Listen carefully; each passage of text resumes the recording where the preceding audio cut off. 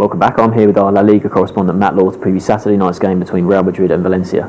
Matt, Madrid, it's been a big week for them, hasn't it? They went to Sevilla last weekend, got a big win in the league, and then obviously went to Juventus in the Champions League semi-finals and suffered defeat there. And now they host Valencia here in another tough game. So a big week for the club. It's been a massive week. Starting with that Sevilla game, I think they went there. Sevilla hadn't lost in the league since February 2014, and Sevilla were having a great season. I think they lost to Barcelona in that game. Barcelona obviously held Barcelona a couple of weeks ago in the league after going 2-0 down, but Real Madrid going there, they had to win. They knew they had to win, otherwise the title would have been gone. And they did win. Ronaldo hat-trick. Sevilla 2-0 up. Real Madrid were. Sevilla got the goal before half-time, as happened against Barcelona, but then Real Madrid managed to get the 3-1. Bale to Ronaldo, great header.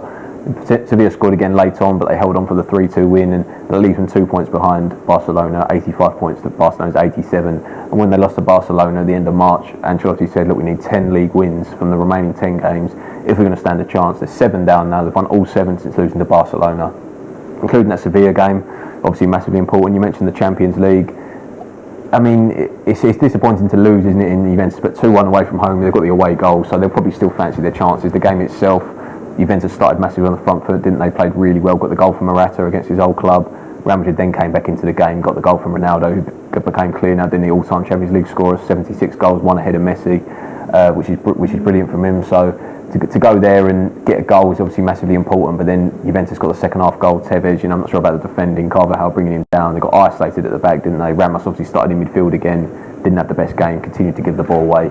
Bale had a poor game, he struggled up there. I think it was least touches, only Casillas I think had fewer touches than him in the game, in terms of Real Madrid player, so it was poor. But back to the league, they play Espanyol and Getafe, their last 2 after this one, so they're going to have to win all 3 and rely on probably Atletico Madrid to take points off Barcelona next weekend. And there's been talk in Spain that they think Atletico might try and throw the game so Real Madrid don't win the league, but you can't really see that from Diego Simeone's side. Real Madrid, I think obviously the Valencia's a massive game, but got players in good form. Ronaldo's on 42 league goals now, 2 clear of Messi in the race with the Pichichi, but got some injuries. Benzema, I think he might be back for this game. Be interesting to see what happens, because Bale played up front with Ronaldo in the Juventus game, almost as like a front 2 with James and Isco wide of Ramos and Cruz. So be interested to see what happens with that one.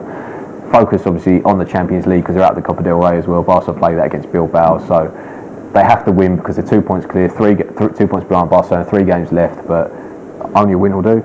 Yeah, certainly. And the big thing is, of course, if Barca drop points in that Atletico game and Real Madrid win all their 3, then they'll be level on points, and Real Madrid have got the tiebreaker because there's no goal difference to Spain. So yeah, certainly all eyes will be on Atletico, and Real will certainly be hoping that their sort of neighbours from the city will do them a favour. But moving on to Valencia, they're looking pretty safe for a top 4 finish. Yeah, they've had a great season, 35 games, 72 points at the moment. It's sitting in 4th, 3 clear of Sevilla in 5th, and they have, like you mentioned, no goal difference to Spain. They have the better head-to-head record, so if they do finish level on points, they will finish there. Last time out, they played Eibar. It was Eibar a terrible run of form, but managed to win the game 3-0. They were 3-0 up. Eibar scored late on for 3-1, but it was a solid performance. Only lost one of their last 14 in the league, Valencia, and that was against Barcelona, where they went there and played really well but got beaten. So like I say, sitting in 4th. I think the main thing about Valencia this season has been the way they've shared the goals around. Dani Parejo, their captain, top scorer in the league with 12 goals. Paco Alcácer has got 9. Negredo came in.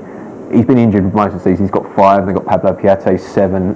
Sufjan Feghouli, he's got 5. So they've shared the goals around, which I think is always important. Last season they finished 8th on 49 points. Obviously where they're sitting now, 72 points in 4th is obviously an incredible improvement. Now got the investment from Peter Lim, the Singaporean businessman. Now got that investment. Got a lot of players who they've taken off Benfica, third-party ownership, all that, which is quite complicated stuff. But the mention of the players have got Gaia as well at the back, and Otamendi, 2 fantastic defenders. They're going to be subject of interest. Talk about Gaia maybe signed a new contract, 19-year-old fullback who's had a great season. So sitting in a very good position. It's obviously a tough game, but the last couple of games they play Celta Vigo and Almeria, so they'll probably Celta Vigo in good form, but they might fancy picking up points from those. So if they win 2, lose here, they'll probably finish just above Sevilla and 4th. Yeah, so certainly it's a massive game, sort of both sides in the top 4. And Madrid, this sort of comes 2 hours after Barcelona's game, so they'll know what Barca have done, and depending on the results, to say Barca potentially drop points, then it'll be a massive game for Madrid, and they certainly need to win. You would have thought to keep their title hopes alive. So what's your score prediction? I think Real Madrid will win. Yeah, let's say it's a massive game. So you could see Valencia going there and being really positive to do that, but I think they might play into Real Madrid's hands. They like teams that attack them. That's why they struggle against Atletico, because Atletico sit back. So if they go and attack Real Madrid, I think it'll be very, very tight. But I think Real Madrid just need this 2-1. Sportsman going for a 2-1 home win.